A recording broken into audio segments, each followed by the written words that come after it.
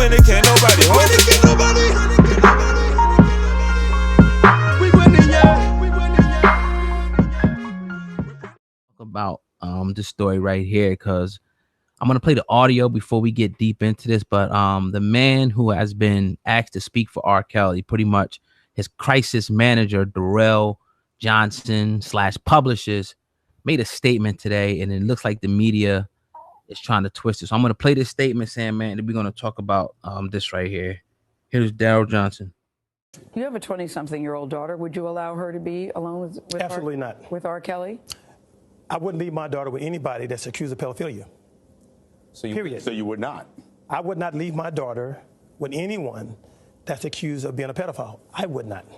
That doesn't seem like a contradiction to you. You're absolutely sitting here defending R. Kelly, but at the same time saying you wouldn't leave your own daughter with him. I wouldn't leave my daughter with anyone.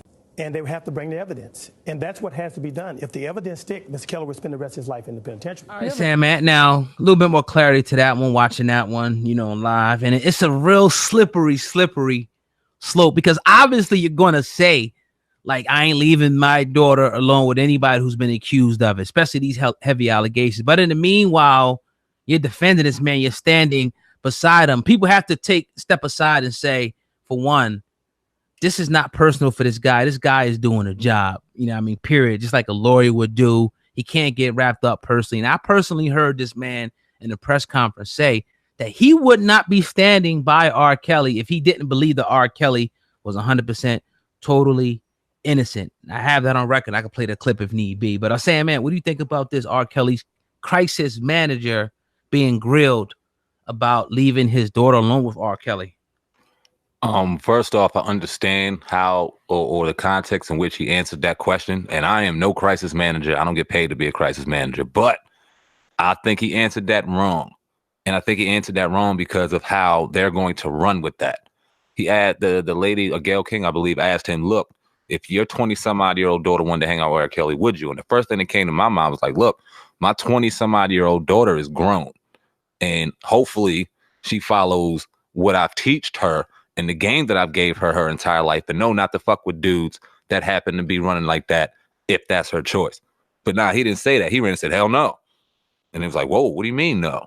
I wouldn't allow my daughter around anybody who's alleged pedophilia. That means Michael Jackson is mad as that bothers us. Whoever is alleged to be pedophilia, no, you wouldn't allow them around him. And that's you and your preference and your prerogative as a father. And I agree with you, brother. But you are representing a man right now who is fucking accused of pedophilia.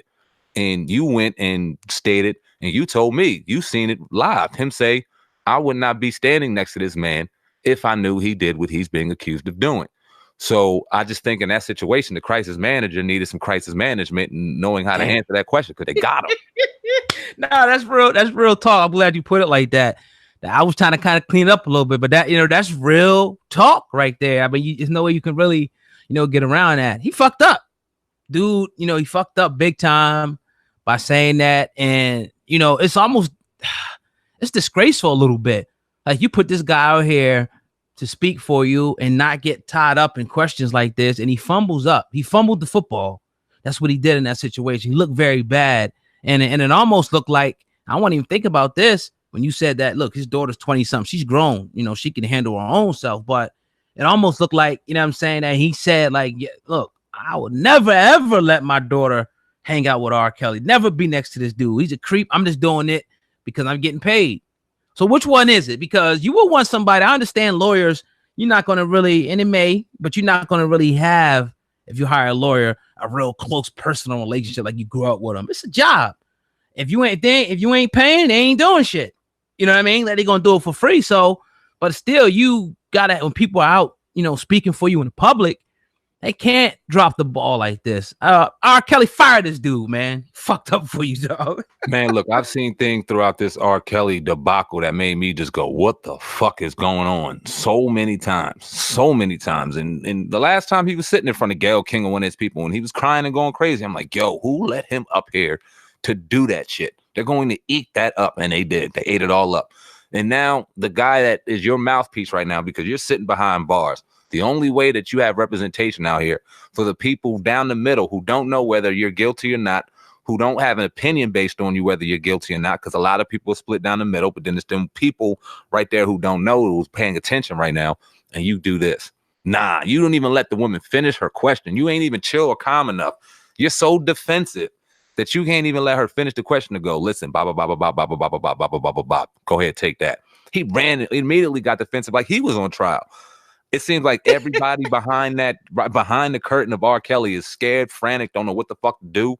And it's a mess, man. It's a mess. He should have lied. I mean, at best, he could have been like, you know what? Forget that. My daughter has spent time with him already. Like, something lie. I mean, nobody's going to know. Just make something up. You can't. That's like your lawyer, and your lawyer's supposed to be talking for you. I forget what movie it was. Well, you remember that movie, My Cousin Vinny, right? I don't know if you remember that. Hell and then at first he hired the lawyer, and the lawyer was saying all this messed up stuff. I don't want to cuss too much over here, but he was just messed up the whole case for it. Was like that type of situation. So, hopefully, one thing that might be working R. Kelly and Mr. Darrell favors that, you got the 15 seconds of fame. People remember this today. They might forget it tomorrow. Or you could have made more people say, hold up, what's going on here? He wasn't even, because that's what Gayle was going with it. She was like, look, what ain't this a contradiction? You mean to tell me you're representing this dude, but you won't let your daughter be around him? So what's going on here? He felt bad in that situation, man. I mean, that's the only way to cut it. Especially when you're on a platform and knowing damn well they're not sitting here trying to do R. Kelly right. They're not. They want you to do exactly what you did. They're not thinking R. Kelly's innocent. They didn't think that he was innocent when he sat there and poured his heart out. They didn't think he was innocent when you sat there and gave him that information. And the thing that, and the terrible thing that this does is, it almost now, because we're talking about it, and by no stretch of the imagination are we sitting back going or justifying anything R. Kelly's doing. When old guy says lie, we say, look, if this is the job you have to do, you make sure you do it to the best of your abilities. Whether you know he's guilty or not, you have a job to do, and your job is to make sure that your representative is seen as innocent and as innocent as possible. And you're doing a real fucking bad job doing that, doing a real bad job. And when you get on a platform and Gayle King thinks that man is innocent, people in there think that man is innocent, and you do that, it just, man, it doesn't look good. Now, I mean, in your real opinion, does this have any effect on the trial or the case coming up, or is it just no? I don't think it will. Okay, I think it's all. I think it's gonna. I just don't know if it's gonna go in his favor. Now, I'm listening to his attorneys a little bit, but it's kind of like one of those things where it's like, I just think that it's gonna be an open and shut case, and he's gonna do anywhere from 25 to life for this type of thing. I don't think he'll ever see the light of day anymore. I just think that's what's going to happen to him. Now, if he's innocent, he didn't do this, I won't want to see him behind bars. But indeed, if he did all this and they have the evidence like they do, I mean, it's only one thing you can do with somebody like that, man. I mean, that's only one thing they're gonna do with somebody like that. I should say. Let me put it like this: whether he did it or not, we have a man sitting behind bars right now, close to 90 years old, for allegedly doing things 60 something years ago, allegedly, that no one ever even proved anything. It's hearsay, and yeah, I might have gave somebody some Quaalude, 10 years, you're done. Mm-hmm. They might have tape on him. They have testimony. I think that whether innocent or guilty is even, if that even matters at this point, I think R. Kelly's in some trouble. I think that they want him. I think that the public and the people behind the scenes want him gone, and I don't know if that means it's the C word I'm gonna put right now against R. Kelly, because I think that he made his bed and he's gonna have to lay with some of the transgressions that he went and did. But they're gonna get him regardless. I think, and it's unfortunate. I don't even want to say unfortunate. It is what it is. I mean, the last report that came out, they're going to be transporting him to New York to face those racketeering charges. So, I mean, how many people beat racketeering charges? So, it appears to be over for R. Kelly. It was funny. His music came on the other day. I think it was Tidal.